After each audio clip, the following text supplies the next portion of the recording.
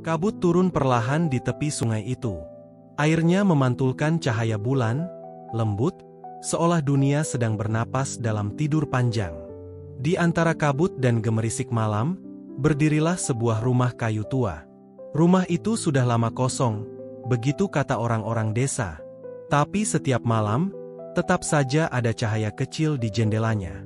Di sanalah Nira menunggu. Tubuhnya pucat, tapi senyumnya tenang. Tangannya menggenggam sepotong kain kecil, bekas selimut bayi yang tak pernah kembali ke pelukannya.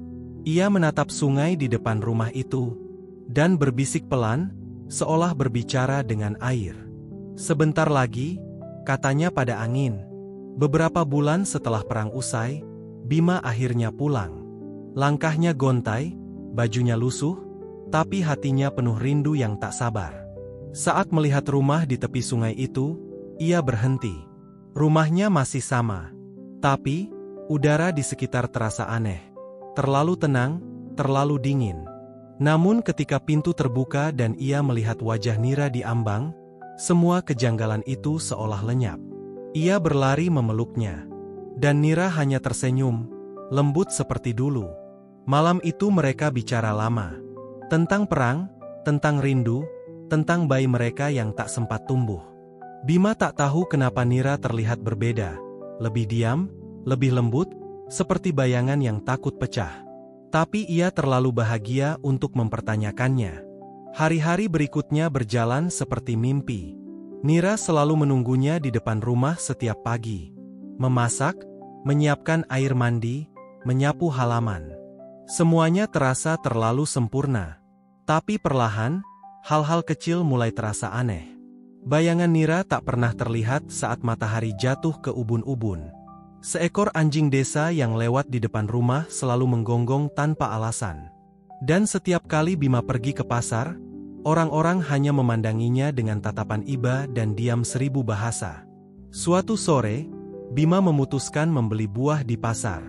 Penjual tua yang dulu sering menyapanya kini hanya menunduk. Sampai akhirnya seorang anak kecil menepuk bajunya pelan dan berbisik, "Paman, rumah itu sudah lama kosong." Bima terpaku, tapi ia menepis perasaan itu. Ia tertawa kaku, lalu berjalan pulang dengan langkah cepat. Malamnya, ia masuk rumah dengan hati gelisah. Ia ingin memastikan, ingin membuktikan kalau semua hanya rumor bodoh. Namun ketika ia masuk kamar, ia melihat Nira duduk di tepi ranjang, menimang-nimang kain kecil di tangannya. Wajahnya lembut, tapi air matanya jatuh tanpa suara. Bima berdiri di ambang pintu, menatap dalam diam. Lalu, samar-samar, ia sadar. Udara di sekitar tubuh Nira tak bergerak. Bayangannya pun tak jatuh di lantai. Ia melangkah perlahan. Dan ketika ia duduk di sampingnya, kain yang digenggam Nira perlahan-lahan pudar, seolah tertiup angin dari dunia lain.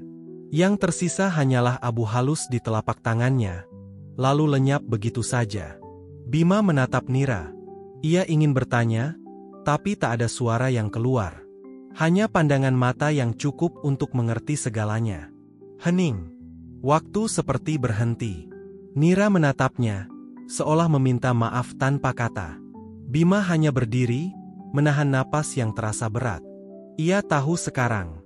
Ia tahu bahwa yang berdiri di hadapannya bukan lagi manusia.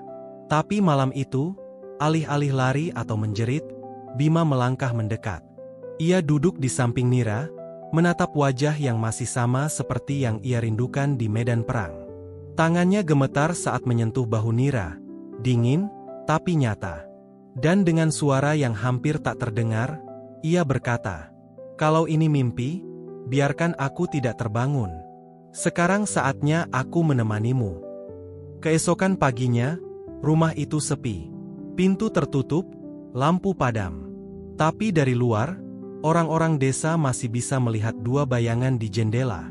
Seorang pria, dan seorang wanita yang bersandar di bahunya. Tidak ada tangisan, tidak ada suara. Hanya angin yang lewat membawa bisik halus. Seperti doa, seperti janji yang belum selesai. Malam berikutnya, sungai kembali berkabut. Cahaya bulan jatuh di permukaannya, bergetar perlahan. Dan di sana, di tepi air, terlihat dua sosok berjalan berdampingan. Langkah mereka tenang, seperti sedang menyusuri waktu yang tak lagi memisahkan apapun. Orang-orang bilang, mereka tidak menakutkan. Karena dari jauh, terlihat jelas, mereka masih saling menggenggam tangan. Ada cinta yang tidak membutuhkan dunia untuk bertahan. Cinta yang tetap hidup meski waktu sudah berhenti. Cinta yang memilih menunggu, bahkan setelah segalanya selesai. Mungkin itulah yang terjadi pada Nira dan Bima.